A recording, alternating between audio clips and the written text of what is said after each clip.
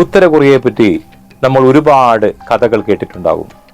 ഈ ഉത്തര കൊറിയ ഏതൊരു സാധാരണക്കാരനെ ഞെട്ടിപ്പിക്കുന്ന ഒരു കാര്യം, എന്താണ് അവരുടെ വരുമാന സ്രോതസ്, എവിടെ നിന്നൊക്കെ ആയിരിക്കാം അവരുടെ ജീവിതം മുന്നോട്ട് കൊണ്ടുപോകുവാനുള്ള സാമ്പത്തികം ലഭിക്കുന്നത്. ലോക ഭൂപടത്തിൽ തന്നെ ഏറ്റവും വലിയ ഒരു നിഗൂഢതയാണത്. പുറലോകത്തിന് മുന്നിൽ കൊട്ടിയടക്കപ്പെട്ട വാതിലുകൾ. ആധുനിക യുഗത്തിലും മധ്യകാലഘട്ടത്തിലെ ഏകാധിപത്യത്തെ അനുസ്മരിപ്പിക്കുന്ന ഒരു ഭരണം, അതാണ് ഉത്തര കൊറിയ. കടുത്ത അന്താരാഷ്ട്ര ഉപരോധങ്ങൾ, അതുപോലെ തന്നെ മറ്റ് രാജ്യങ്ങളുമായി വ്യാപാര ബന്ധങ്ങളില്ല. വളരെ കുറച്ച് രാജ്യങ്ങളുമായി മാത്രം വ്യാപാര ബന്ധം. ഇന്റർനെറ്റ് എന്ന് പറയുന്ന സംവിധാനം അവർ തന്നെ ഉപയോഗപ്പെടുത്തിയ സംവിധാനം ഒഴിച്ച് ബാക്കി ഒന്നുമില്ല. ലോകവുമായി കണക്ട് ചെയ്യുന്ന എല്ലാ സാധ്യതകളും അടച്ച ഒരു രാജ്യം. കിങ് ജോങ് ഉൻ എന്ന് പറയുന്ന ഭരണാധികാരിയുടെ ചൊൽപ്പടിക്ക് നിൽക്കുന്ന ഒരു രാജ്യം എങ്ങനെയാണ് ലോക ശക്തികളെ വെല്ലുവിളിക്കുന്നത്? കോടിക്കണക്കിന് രൂപ ചെലവഴിച്ച് മിസൈൽ പരീക്ഷണങ്ങൾക്കും ആണവായുധങ്ങൾക്കും ഇവർക്ക് എവിടെ നിന്നാണ് പണം ലഭിക്കുന്നത്? ഇന്ന് നമ്മൾ ചർച്ച ചെയ്യുന്നത് ഒരു രാജ്യത്തിന്റെ അതിജീവനമല്ല, മറിച്ച് ഒരു രാജ്യം തന്നെ നേരിട്ട് നടത്തുന്ന അധോലോക പ്രവർത്തനങ്ങളെ കുറിച്ചാണ്. ലോകം ഇന്നുവരെ കണ്ടിട്ടില്ലാത്ത തരത്തിൽ സാമ്പത്തിക സോഴ്സുകൾ ഞെട്ടിക്കുന്ന വിവരണങ്ങളിലേക്ക് നമുക്കൊന്ന് കടക്കാം. സാമ്പത്തിക സോഴ്സ് ഉണ്ടാക്കുന്ന ഒരു വഴിയാണ്, അവരുടെ ഖജനാവ് നിറയ്ക്കുന്ന ഒരു വഴിയാണ് ഏറ്റവും വലിയ ശക്തി എന്ന് നമ്മൾ കാണുന്ന തോക്കുകളിലല്ല, മറിച്ച് കമ്പ്യൂട്ടറുകളിലാണ്. ലോകത്തിലെ തന്നെ ഏറ്റവും വലിയ അപകടകാരികളായ ഹാക്കർമാരുടെ ഈ സംഘം പ്രവർത്തിക്കുന്നത് കിങ് ജോങ് ഉന്നിന്റെ നേരിട്ടുള്ള നിയന്ത്രണത്തിലാണ്. അതുപോലെ തന്നെ ബംഗ്ലാദേശ് ബാങ്കിൽ നിന്ന് ഏതാണ്ട് $81 മില്യൺ ഈ വഴിക്ക് അവർ തട്ടിയെടുത്തിട്ടുമുണ്ട്. ഇതൊരു ചെറിയ ഒരു ഉദാഹരണം മാത്രം. അതുപോലെ തന്നെ ബിറ്റ് കോയിൻ ഉൾപ്പെടെയുള്ള ക്രിപ്റ്റോ എക്സ്ചേഞ്ചുകൾ ഹാക്ക് ചെയ്ത് പ്രതിവർഷം ശതകോടിക്കണക്കിന് ഡോളറാണ് ഇവർ സ്വന്തമാക്കുന്നത്. ഒരു രാജ്യത്തിന്റെ സൈന്യം തന്നെ സൈബർ ക്രിമിനലുകളായി മാറുന്ന കാഴ്ചയാണ്. ആ രാജ്യത്തിന്റെ പ്രസിഡന്റ് തന്നെ നേതൃത്വം നൽകുകയാണെങ്കിൽ ആ രാജ്യത്തെ എന്ത് പേരിട്ട് വിശേഷിപ്പിക്കാം?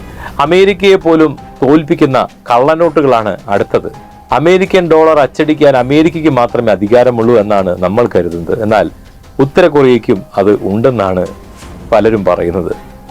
സൂപ്പർ നോട്ട് എന്നാണ് ഇവർ ഈ നിർമ്മിക്കുന്ന $100 കള്ളനോട്ടുകൾ അറിയപ്പെടുന്നത്. സാധാരണ കള്ളനോട്ടുകൾ പോലെ ഇതിനെ തിരിച്ചറിയാൻ ഒരു വഴിയുമില്ല. അത്യാധുനിക മഷിയും പേപ്പറും ഉപയോഗിച്ച് നിർമ്മിക്കുന്ന ഈ നോട്ടുകൾ അമേരിക്കൻ രഹസ്യാന്വേഷണ ഏജൻസികളെ പോലും ഭയങ്കരമായിട്ട് കുഴപ്പിച്ചിട്ടുള്ളതാണ്. ഈ നോട്ടുകൾ ആഗോള വിപണിയിൽ എത്തിച്ച് അവ യഥാർത്ഥ കറൻസിയാക്കി മാറ്റുന്ന വലിയൊരു ശൃംഖല തന്നെ ഇവർക്കുണ്ട്. പിന്നെയാണ് മയക്കുമരുന്നിന്റെ വലിയ ഒരു ഡീലിംഗ്. മയക്കുമരുന്ന് മാഫിയകൾ ലോകമെമ്പാടുമുണ്ട്. എന്നാൽ ഒരു രാജ്യം തന്നെ മയക്കുമരുന്ന് നിർമ്മാതാക്കളായാലോ?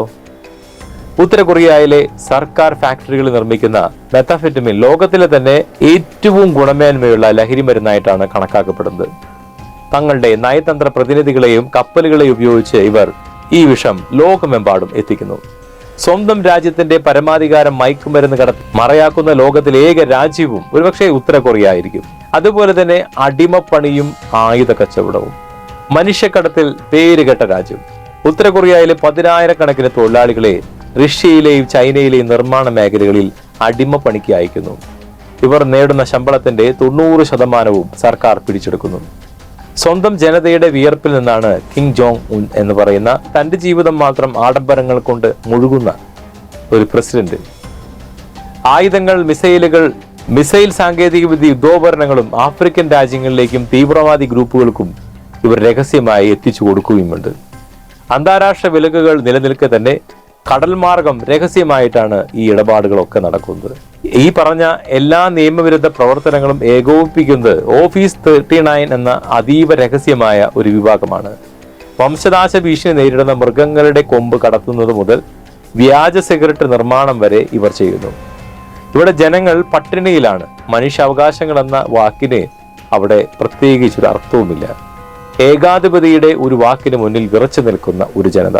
സ്വാതന്ത്ര്യത്തെക്കുറിച്ച് ചിന്തിക്കുവാൻ പോലും അവർക്ക് അനുവാദമില്ല. ദക്ഷിണ കൊറിയയിൽ നിന്നും ചോർന്നു കിട്ടുന്ന ഏതാനും വാർത്തകൾ മാത്രമാണ് ലോകം അറിയുന്നത്. അവിടെ നടക്കുന്ന ക്രൂരമായ പീഡനങ്ങളും വധശിക്ഷകളും അങ്ങനെ ലോകത്തിലേക്ക് ചെറിയ വാർത്തകളായി മാത്രം എത്തുന്നു. ഉത്തര കൊറിയ എന്നത് വെറും ഒരു രാജ്യമല്ല, അതൊരു അധോലോക സാമ്രാജ്യമാണ്.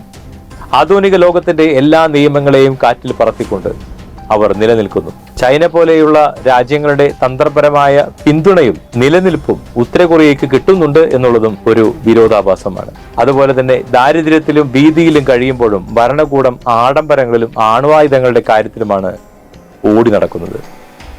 ഈ നിഗൂഢതകളെല്ലാം കൊണ്ടും ഈ ലോകത്തിന് തന്നെ ഒരു ഭീഷണിയാണ് ഉത്തര കൊറിയ. ഈ സമാന്തര സമ്പദ് വ്യവസ്ഥയെ തടയുവാൻ ആർക്കെങ്കിലും സാധിക്കുമോ?